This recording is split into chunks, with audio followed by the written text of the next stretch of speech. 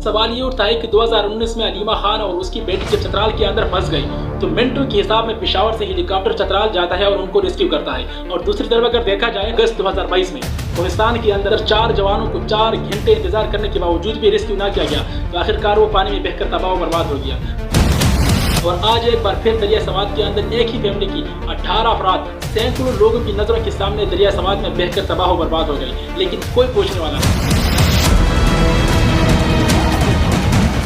नहीं कहता कि वहाँ पे रेस्क्यू टीम मौजूद नहीं था। रेस्क्यू टीम मौजूद होने के बावजूद भी उनको रेस्क्यू नहीं किया गया क्योंकि 112 वालों का कहना था कि हमारे पास कोई सहूलत ही नहीं। 11 करोड़ की बिस्किट खाने वालों इनको सहूलत कौन फराहम करेगा।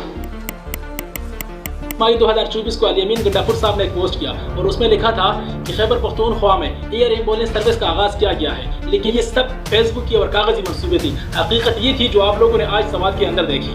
ये सब पिछले 13 सालों से KPK के ऊपर मुसल्लत की गई तहरीक इंसाफ की हुकूमत का वो किरदार है जो कि आज हमें इस अंदाज में देखने को मिलता है। माचिस से लेकर कफन तक टैक्स देते हैं, लेकिन हमारे पैसों से खरीदी हुई चीजें हमें नहीं बचा सकती। सिर्फ चंद लम्हे, सिर्फ चंद कतरे पानी और पूरा खानदान सिपाही हस्ती से मिट गया।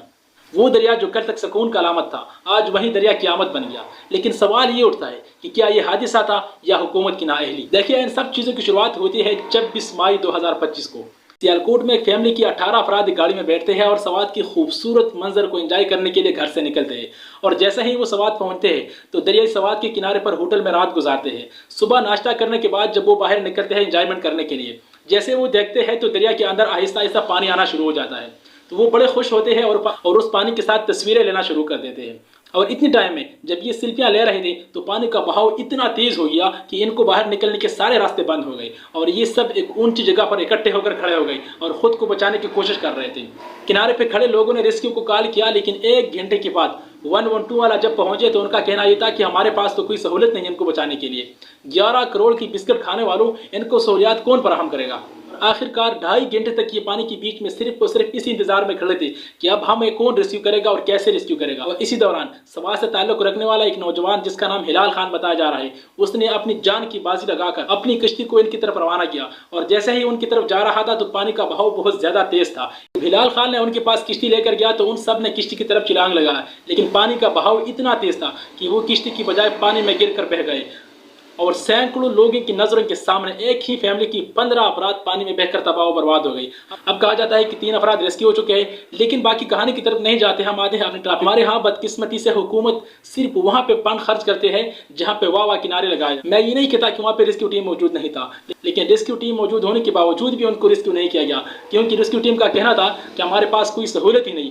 11 करोड़ की बिस्किट खाने वालों इनको सहूलत कौन फराहम करेगा। 26 मई 2024 को गंडापुर साहब ने एक पोस्ट किया और उसमें कहा था कि खैबर पख्तूनख्वा में एयर एम्बुलेंस सर्विस का आगाज किया गया है, लेकिन ये सिर्फ और सिर्फ फेसबुक की और कागजी मंसूबे थे। हकीकत ये थी जो आज आप लोगों को सवात में देखने को मिली।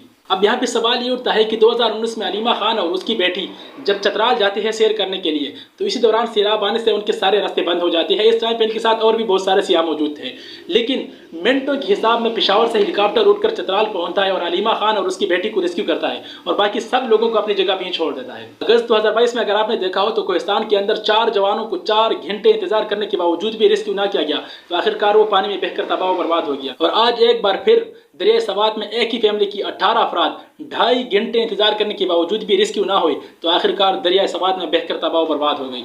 ये है इस्लामी जमहूरिया पाकिस्तान, जहां अमीर के लिए एक कानून चलता है और गरीब के लिए दूसरा कानून चलता है। हम माचिस से लेकर कफन तक टैक्स देते हैं, लेकिन जब हमें ज़रूरत पड़ती है तो हमारे पैसों से खरीदी हुई चीज़ें हमें नहीं बचा सकती क्योंकि हमारे पैसों से खरीदी हुई हेलीकॉप्टर क्रिकेट के मैदान सुखाने और नाश्ता लेकर जाने में मसरूफ होते हैं क्योंकि हमारे पैसों से खरीदे हुए हेलीकॉप्टर पंजाब की कर्नलों की गंदम सुखाने में मसरूफ होते हैं। इस तस्वीर को जरा गौर से देखिए।